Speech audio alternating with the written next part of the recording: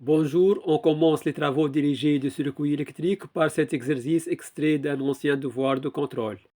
L'énoncé de l'exercice 1, soit le montage ci-contre, on demande de déterminer le courant I qui traverse R0 étant une résistance connectée entre A et B par deux méthodes, la superposition et l'application du théorème de Thévenin.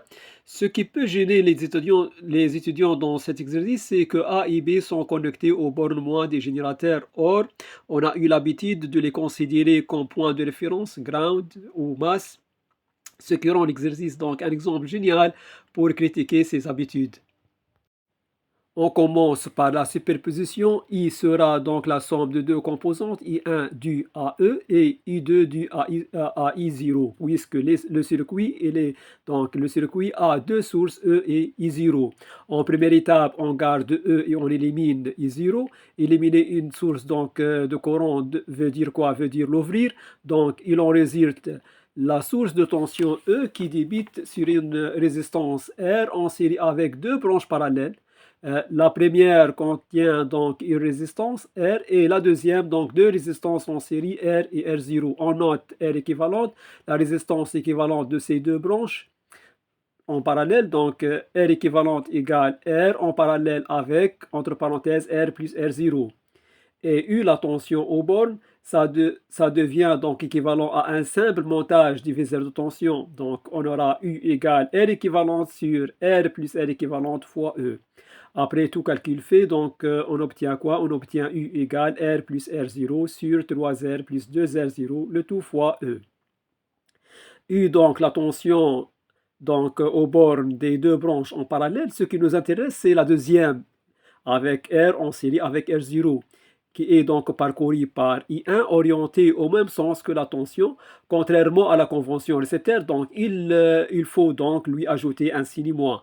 I1 égale moins U sur R plus R0, donc égal à moins E sur 3R plus 2R0. L'application numérique donne donc I1 égale moins 12,5 mA.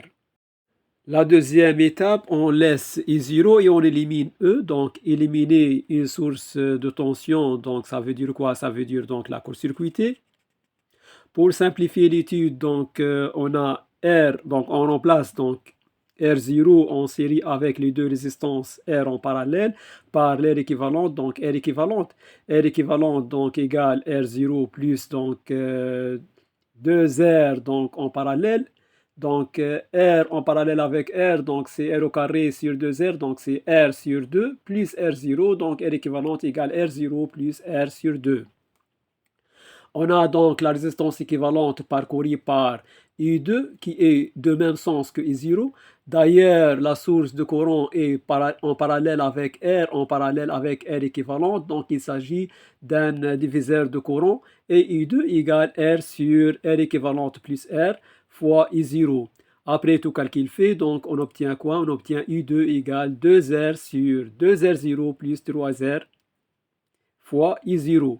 Après application numérique, donc on obtient I2 égale 2,5 mA. Et la superposition fait que I soit donc la somme des deux composantes, donc I égale I1 plus I2, donc moins 12,5 plus 2,5 égale moins 10 mA. On passe à la question 2 et modèle de Thévenin. On élimine les sources pour calculer RTH à charge déconnectée. On a donc entre A et B une résistance R en série avec deux autres résistances R en parallèle. Donc la résistance équivalente, donc RTH égale 3,5 R. Pour calculer ETH, on a deux mailles indépendantes, donc on n'a aucun échange entre eux. Le conducteur qui les relie donc sert juste à maintenir le potentiel. D'ailleurs, on peut même le choisir comme point de référence, donc ground. On n'a pas besoin d'utiliser Millman. J'ai utilisé Millman, mais on peut donc se débrouiller sans le théorème de Millman, puisque I0 circule à travers R, donc VB égale R I0. Et E, donc débite sur deux résistances R en série, donc le diviseur de tension fait que VA égale moins E sur 2. puisque j'ai utilisé Millman, donc je vais détailler un peu. Donc VB égale moins I0 sur donc la somme des conductances, 1 sur R. Donc nous avons donc deux branches donc, connectées à B, une avec source de courant I0 et l'autre avec une résistance. Or, donc, on sait bien que le numérateur donc, doit contenir donc, la somme des courants. D'ailleurs, donc, potentiel divisé par résistance, c'est un courant. Donc, potentiel fois conductance, c'est un courant. Donc, nous avons donc un seul courant I0. Donc, divisé par la somme des conductances, nous avons une seule résistance. Donc la conductance, c'est 1 sur R. Donc, on obtient VB égale moins R fois I0. Pourquoi le signe moins? Tout simplement, le théorème de Millman il est basé sur la somme des courants rentrants au nœud, donc les courants rentrants, or I0 il est sortant, c'est pourquoi donc il faut ajouter un signe moins. Pour le potentiel VA égale moins E sur R sur 2 sur R égale moins E sur 2. ETH égale VB moins VA égale E sur 2 moins R fois I0. Et voilà, le modèle de Thévenin est établi avec RTH égale 3 demi R, donc égale 300 ohms. ETH égale E sur 2 moins R fois I0 égale 4 volts. On place R0 entre A et B.